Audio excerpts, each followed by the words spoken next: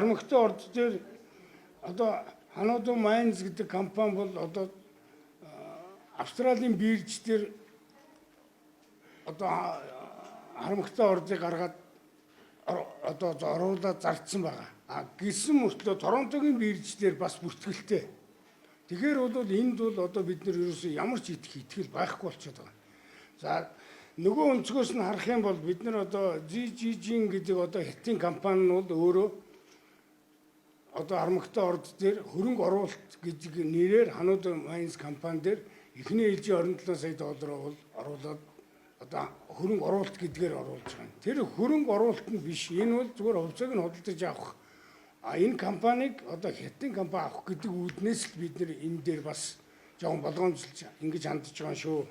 Hanodu Mines компани одоо Ганбаяр гээд гүйцэтгэгчл байгаа. За бид нар энэ дээр яг улс төрийн хамаарлыг бас тодорхой хэмжээр судалж үзсэн. Ганбаяр гэдэг хүний хамаарал бүхий яг цааталт нь бол одоо манай бүх алдарт бүх Цэрэн Бонцог гэж хүн байна. Цэрэн Бонцог гэж хүн завхны Цэрэн Бонцог гэж хүн байгаа юм бол ард нь баг байна гэж хүн байх нэ. За Hanodu Mines компани дээр орж ирж байгаа Канадын компаниуд дотор оюутлогын гэрээн дээр орж ирсэн компани яг адилхан төвшөнд адилхан гэрээгээр орж ирэх гэж оролдож байгаа. Тэгэхээр Багванд гэдэг хүнийг бид нар бол Монгол хүн одоо Монгол иргэнийхээ хувьд хардах эрхийнхээ өрөөнд ярьж байгаа энийг бас. Багванд гэдэг хүн оюу толгойн өдөр зүйл туузад байсан.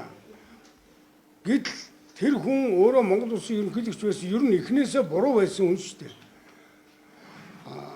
Монгол улсын ерөнхийлөгч байсан, Монгол улсын нууцыг мэдчихсэн хүн нэг хувийн компани өдөр зүйлд байж гин гэдэг бол ерөөсөө манай Монголоос өөр ямар ч улсад байж болохгүй зүйл. Энэ бол нэг л жишээ шүү.